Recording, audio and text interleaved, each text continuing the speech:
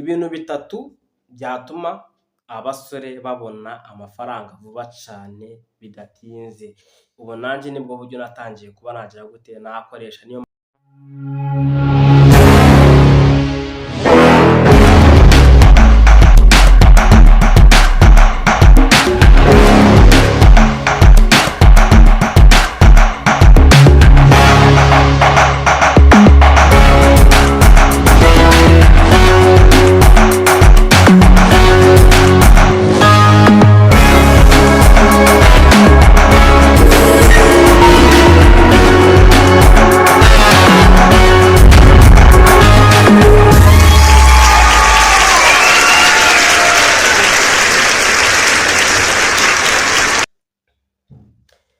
nagusuhuje wakoze subscribe hano kuri Ibanze TV. Uyu ni umuhungu wanyu Sam, umuhungu w'Inyagatare.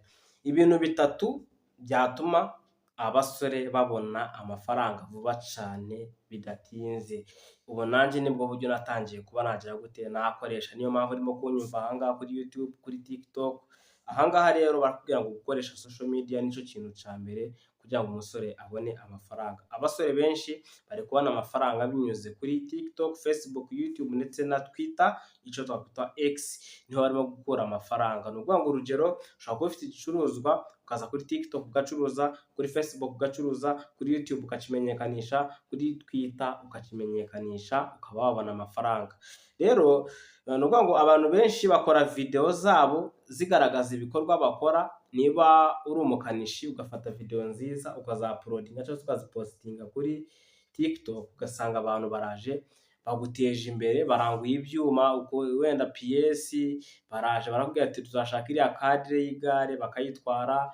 Niba ucuruza wenda ikijyanye wenda n'amata, ibindi bigiye bitandukanye, ugasanga nyine abantu babonye kuri online ukabona amafaranga.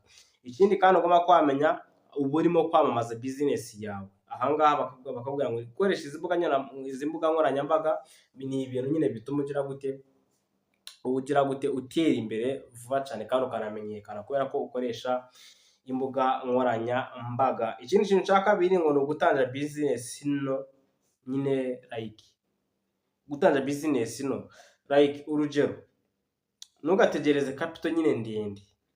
Abenshi usanga avuga ngo nshaka 2 miliyoni 3 miliyoni. Hari igihe utazayibona, hari n'igihe wazava muri ubuzima bw'isi utarafata kuri miliyoni. Rero bakavuga bati ngo ntugategereze business cyangwa se gukora business y'amafaranga menshi, hera kuri ayo ngayo ufite. Ngo nicyo kintu cya mbere cyatuma abasore bagira gute tubona amafaranga. Kugurisha imyenda, ibiribwa, amayinite cyangwa se mobile money, perfume, accessoires za telefone. Nyine icy'ingenzi ni ugutangira vuba, kwamamaza cyane, kubaha abakiriya. Ibyo byose bikubiye muri iyi ngingo ya kabiri yatuma abasore tubona amafaranga. Niba ukoresha TikTok ubaha abakiriya, menya kwamamaza.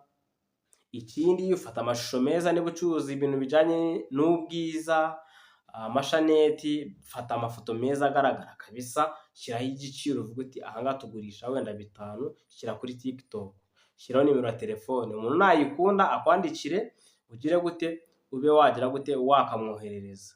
Biroroshye cyane kuba umuntu yakubona kuri TikTok akavuga ati agashaneti nagakunze, noneho wowe ngiye kwishyura, gashyire kuri Coaster kanzanire wenda mu ntara. Icyo ngicyo ni icya kabiri. Icya gatatu ngo kwiga skills yinjiza amafaranga. Skills cyangwa se ubumenyi, niba twabyita ubumenyi simbizi, ariko skills zigezweho zinjiza amafaranga: graphic design, video editing, website design, AI tools, photograph trading, copyright n'ibindi bigiye bitandukanye. Uko skills yawe iba nziza niko amafaranga yiyongera. Urugero, ushobora kuba warize wenda ukaba waraminuje ariko ukaba uzi ikintu cyitwa video editing. Video editing bisobanuye iki? Bivuze ko Sam ahangaha azaza akore ikiganiro hano kuri Ibanze TV, kubera ko atazabona umwanya wo kucyeditinga, akibwiye ngo kimweditingire.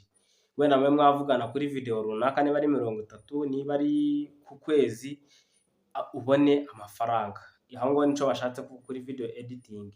Kuri website, kuba wakora ama website niba ubishoboye, ahangaha bakavuga ngo kuba waba umufotographe cyangwa se ndetse n'ibingi bigiye bitandukanye bitwa trading, copywriting, ibyo byose rero ukagira gute ukaba uri umuntu wa mbere waba ubikora. Abantu benshi bari gukorera online bakorera abakiriya bo hanze bakishyurwa neza. Murabizi ko abantu bo hanze bishyura amadolari n'amayero. Aha ngaha rero izi business uzikoze waba umeze neza cyane 5/5. Rero akaba iyo ari business yari ya gatatu abasore twakoresha tujya gute dutera imbere. Inyinshi nazikubwiye ariko uwumvishamo zishingiye kuri online.